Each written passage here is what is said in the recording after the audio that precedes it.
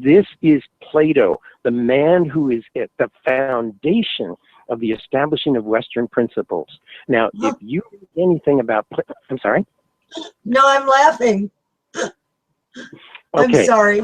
Plato is not the only one. Now, Hippocrates, the father of medicine, okay, he's the one that started it all. Essentially, there was another, Galen, and a couple others. However, Hippocrates disagreed with Plato. He said, no, the womb is not angry. It just dries up.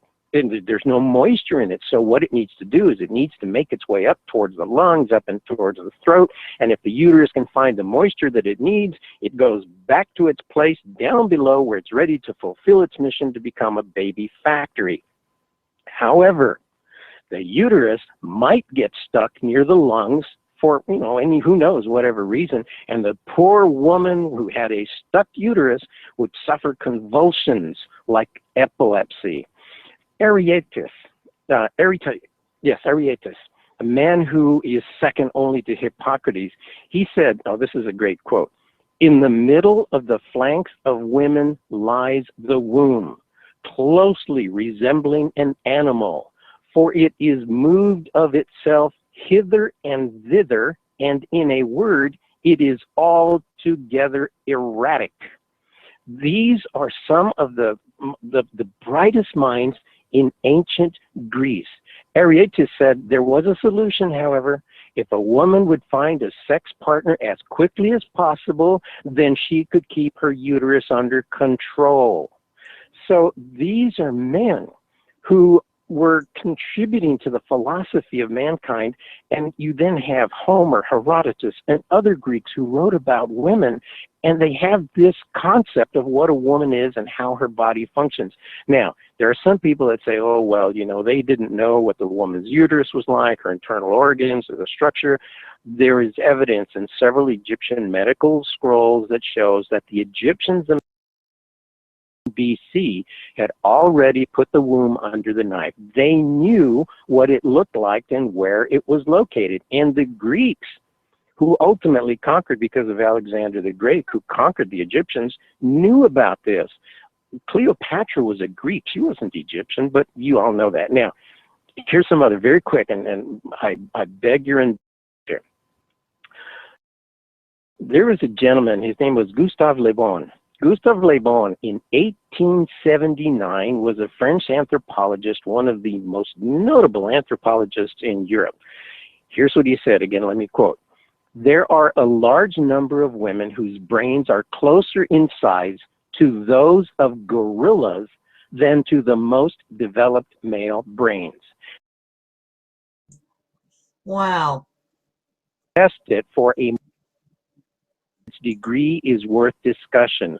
All psychologists who have studied the intelligence of women recognize today, 1879, that they represent the most inferior forms of human evolution, and they are closer to children and savages than to adult civilized man. They excel in fickleness, inconsistency, absence of thought and logic, and incapacity to reason. Without doubt, there exist some distinguished women, very superior to the average man, but they are as exceptional as the birth of any monstrosity as, for example, a gorilla with 2 heads. Consequently, his conclusion, we may neglect them entirely. There's another philosopher. Again, pardon me. This is the foundation that I'm trying to say. If you are building your research and your beliefs on the goddess, the divine feminine, or women in general, and you're quoting these men, you're using their work. This is what's behind their perception of women. Friedrich Wilhelm Nietzsche, 1888. Now, this is just a hair over 100 years ago. Friedrich Wilhelm Nietzsche. When a woman becomes a scholar, there is usually something wrong with her sexual organs. Women of the future, good I'm telling you, I do some excellent research, I promise you. Thomas Alva Edison, was quoted in Good Housekeeping magazine in October 1912, just over 100 years ago, 1912. Thomas Alva Edison, quote, direct thought is not an attribute of femininity. In this woman is now centuries behind man. Woman is centuries behind man. Now, this is the clincher, and I'll stop here on the quotes. 1979, 79, less than 30 years ago. I'm sorry, just over 30, less than 40 years ago. Biologically and temperamentally, women were made to be concerned first and foremost with child care, husband care, and home care. You know who said that? Dr. Benjamin Spock, 1979. Womankind has been so, I think it speaks for itself. And this is the point that I want to make. For all the goddess speakers and researchers that are out there, please keep in mind that the legends that you are quoting, the tales, the rituals, the ceremonies attributed to women and the goddesses, the divine feminine, were written invariably by men who have had this perspective, and they still have it less than 100 years ago.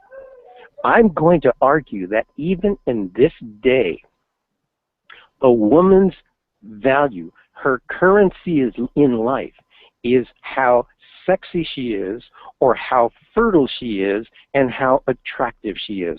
That's her value in this day and age. And so in the lost history of womankind, what I have done is said, look, we've got to go way past these guys. We've got to look at things like the Venus figurines that are dated to 20, 30,000 years ago. We've got to look at evolution itself. We've got to look at humankind. How did it evolve? How did it develop? And it undoes, that research, medical scientific research, undoes all of these comments. And so, and I know I'm going on, and I know you need to take a break, but what I'm going to say is this. There is a reason why we are stepping forward, the Semsia elders, my family and I, and a handful of women that I was so fortunate and honored to meet in August. One of the problems that I have even to this day, and I was just quoting Dr. Spock, and there's so many supposed truths out there that simply don't make any sense, and they've been perpetuated essentially by men, but they've also been bought by women. Women have accepted the premise, and they've gone with it. And let me give you, at the heart of what I am trying to do with my family and my friends and the handful of ladies from August, there are some myths even in this moment. Just 2 days ago, there was an article in the internet, and I apologize, it was a Times writer, writes for CNN, and he was saying it is absolutely vital that we work hard as we can to save the planet. We need to save the planet. There is pollution. There is all kinds of problems that we're causing. We need to save the planet, save the planet, save the planet. And here's a problem with that. Ladies and gentlemen, with the greatest degree of respect, I believe, yes, that there is pollution and things that we need to deal with. However, it is not to save the planet. Planet Earth has undergone being an ice ball, being covered with snow, tectonic plates, earthquakes, volcanoes, pollution, where there was no oxygen in the air. We are not trying to save the planet. That is absolutely a misnomer. We can't save the planet. What these individuals are saying is actually we need to save humankind. But somehow it's much nobler and grander to say we're going to save the planet. No, let's be very honest here. We're concerned about pollution so that we can save humankind. The Earth can be covered in smog, no oxygen, fire, flame, volcanoes. It will survive. It has survived for billions of years, and it will survive long beyond us. We're not going to save the planet. Let us try to save humankind. But you know what? one of the reasons that I am not invited to gatherings like, conferences and others is because I'm saying save the planet is wrong. But there are businesses who are generating profit, and they're working because their mantra is, let's save the planet. I'm sorry, you're wrong. You're not trying to save the planet. You're trying to save humankind. And so there are other people, well, we need to save, we need to heal womankind. We need to heal mankind. And I don't have a problem with the idea of helping people. Absolutely, you want to help your brother, your sister, and men and women in other places. However, if you heal an individual but you do not remove what causes the injury, that healing is temporary. So healing is nowhere near as important as dealing with the cause of the injury. Now, having addressed those 2 points, and there's so much more I would like to say, here's my position with the Sensei elders, what we agreed on, what I am trying to do. There is a lost history of womankind, and I am trying to preserve that. I'm not going to save womankind. I'm not going to save the planet. I'm not going to save anyone. I'm going to save the history. Hopefully, sometime in the future, things will happen and there will be a change where women can step forward, assume their rightful place as leaders in our destinies, and the lost history will be preserved for them. The second part of my task, my self-assigned task, is to preserve the lost culture of womankind. What were the real mystery religions? What were the real rituals? What was really behind the mysteries that these men tried to interpret and write? So I'm trying to save the lost culture. Again, I'm not going to save the planet. I'm not going to save humankind. I'm not going to save the world. What I'm going to do is to preserve a history and a culture that I think is absolutely vital and necessary for humankind's potential future in the stars. I come from a group of people, an individual group of people who suffered at the hands of European invasions. It's funny to hear people talking about, immigration laws and that. Native Americans had bad immigration laws. I mean, they just came in. And one of the things that happened to Native Americans is that they were decimated. They were essentially destroyed. And elders realized, look, we're not going to be able to fight against. We're not going to be able to remove this cause of injury. So rather than try to fight and defeat and destroy them, it doesn't work. Let us preserve our own culture. And so then you have the birth of powwows. You have the birth of traditions and dressing and interacting in gatherings. And that is precisely what I want to do. Look, I'm not going to save anyone or save anything or the planet, but let us save the history and the culture of womankind that has been buried by men like Homer, Herodotus, and Hippocrates, and Socrates, and Plato, and all these men. Let's preserve it for the someday when women will step forward and assume their rightful place as leaders. And I must give tremendous credit, one, to my family for their support. I couldn't do it without them, my immediate family. But two, in August, where are we now? Almost October, just last month in August, I had a gathering here in Phoenix and invited people, and they came in from all over the globe. And there are a handful of women who are remarkable, the way they responded, their desire to step forward and to help us. They want their own regalia. They want to learn the dances. Hopefully next month in November we'll have a circle where we'll begin to teach the dances.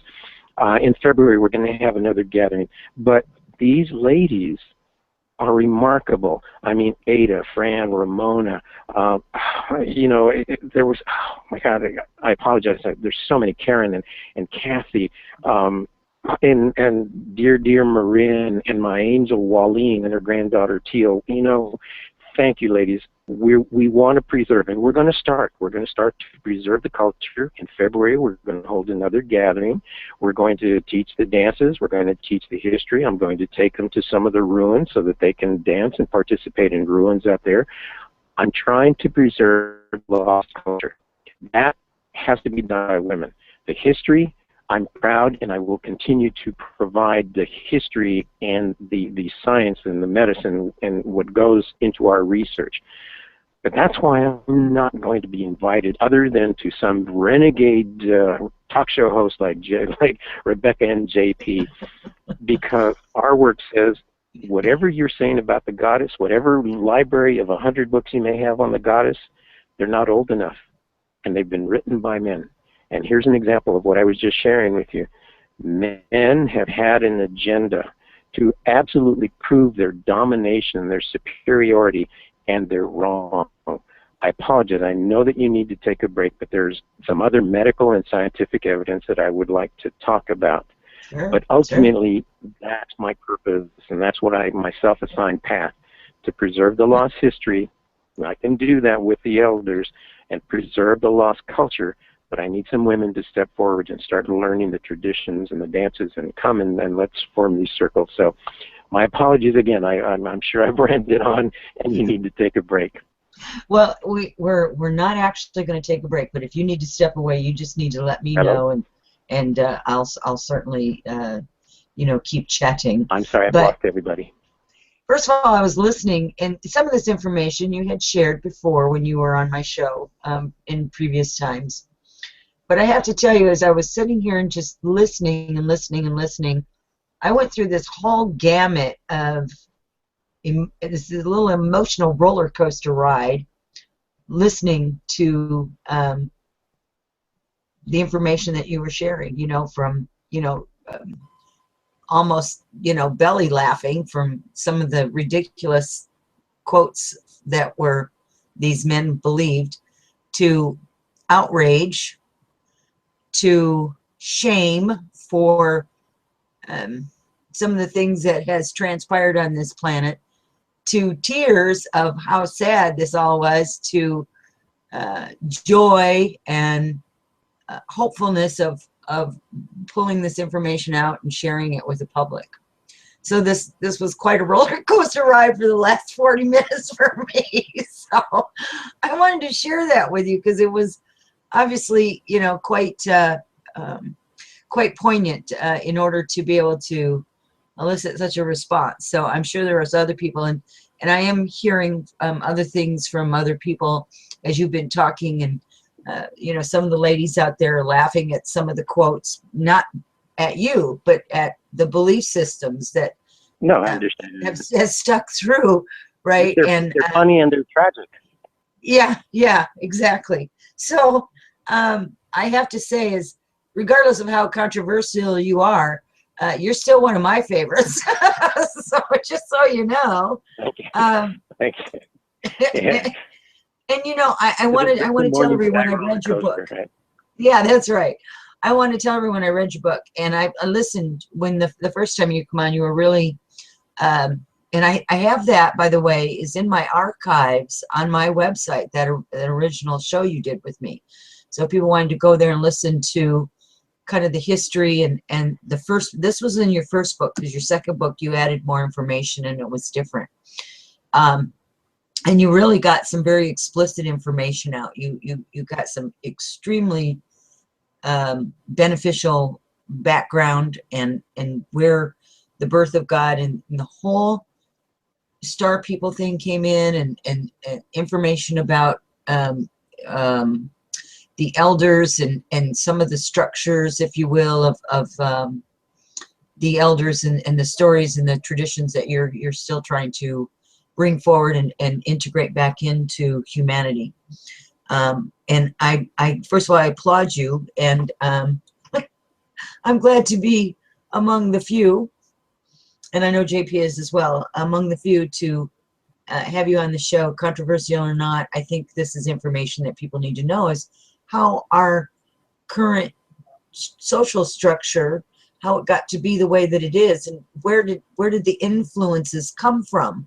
And you succinctly put that out there in these writings, in these quotes, in your own studies. And again, I would not ever have had the patience to do what you've done. And so, my hat's off to you for the extended amount of research that you've done in order to bring a more true and accurate story as far as the, I guess the the way that that we're structured here in our modern time, and why it is the way that it is, and where did it, part of it start from. So, and in your first book, you really get into that as to where that whole beginning started from, and it's just kind of stayed, in this space. And so thank you for that, for sharing. And I know you have, you're just such a wealth of information that you could talk for days. I swear, never say the same thing twice. First of all, I would love for you to not only continue with some of the other thought processes, but also as to share some of the newer information that you revealed in August in your gathering. And I think about this and I think, gosh, I would just love to go to the one in February. I really would. I'd love to come out there and be in that energy. And so, if everything lines up, I would love to have you here. I would love to be there. So hopefully that can happen. So if everything lines up, that would be fantastic. Anyway, if you will, I'm just going to kind of let you roll with it. If you ever need to stop and take a break for a moment, please let me know. Otherwise, I'll interject when I think I need to share something or whatever. But other than that, I just love listening to you. Well, thank you. Thank you. As far as needing to take a break, as my ladies from August will tell you, we went for 3 days, and Robert did not run out of material. So I'm very fortunate, very, very fortunate. and I would like to, I'd like to give you some scientific information. Right now I've been talking about maybe some of the history and the social problems that have been levied upon women. But, it's one thing to make some of these statements and study history, but what is the point? Is there any justification to there being a lost history of womankind that has substance, not just legends and myths and rituals and ceremonies? And so I would like to share some of, very briefly, an overview of some of the subjects in August, but here's some science, medicine, medical, biological, physiological evidence to support what I am trying to say, and there's some extraordinary revelations in this that women need to know. For all the inferiority that men have tried to impose on women and say, you're the guilty party, it's because of you. Here's some of the science, and this is the part where the elders approached me and said, is there any science to support this? And I have to be honest. I've met, I cannot tell you how many, probably hundreds of speakers who have come to me and they've given me information, or they want to give me information, and I hear their stories, and it's like there's no evidence to it. There's nothing to support it. They got it from another dimension, or they were they psychically attuned to it, they channeled it, or something. But where's the science? And here's some of the science behind the work that we offer both in our first book and in our second book on Freemasonry. Let's talk about humankind, actual humankind, men and women. Apparently, according to the best scientists of our time, life appeared on Earth about 3.5 billion years ago.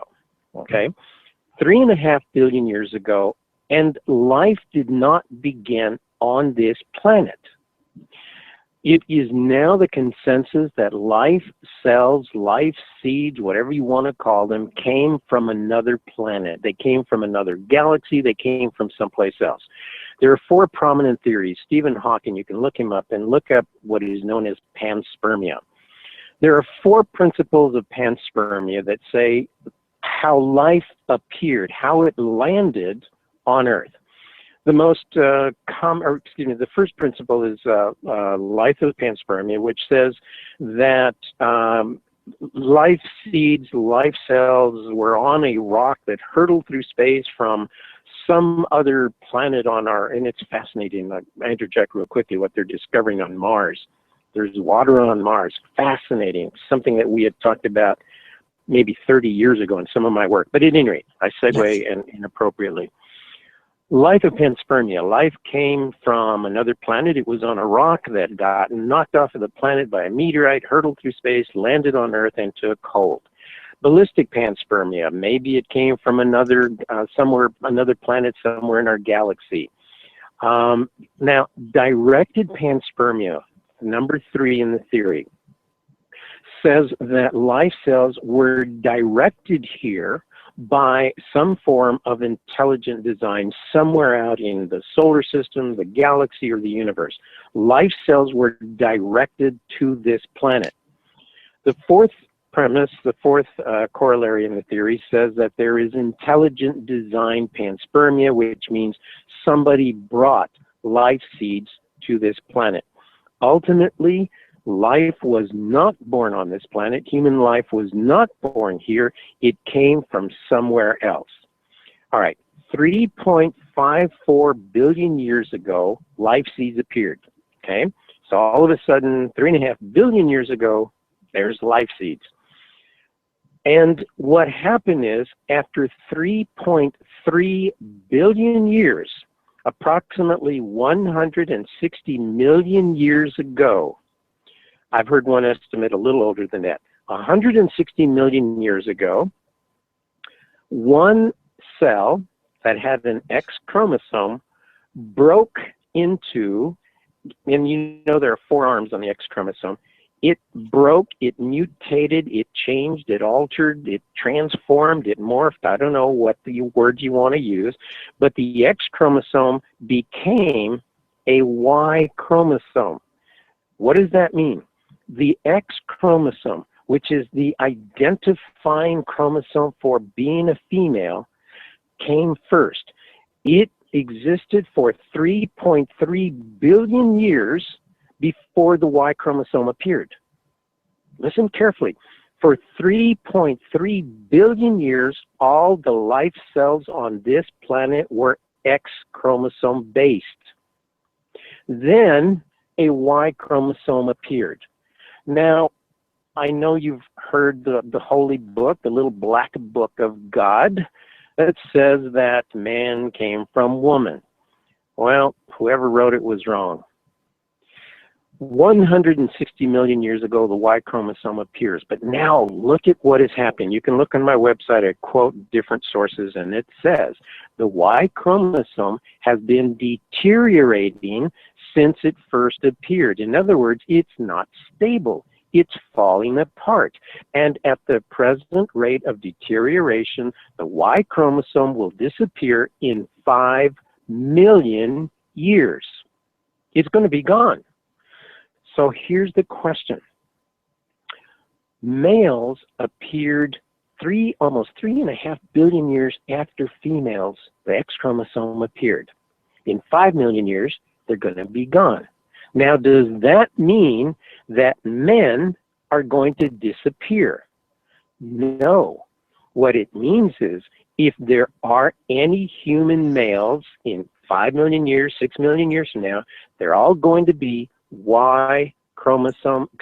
X chromosome based. So now doctors are in a real quandary. People in the medical field are wondering, here's the question: what constitutes a male? Is it the Y chromosome, or is it his plumbing?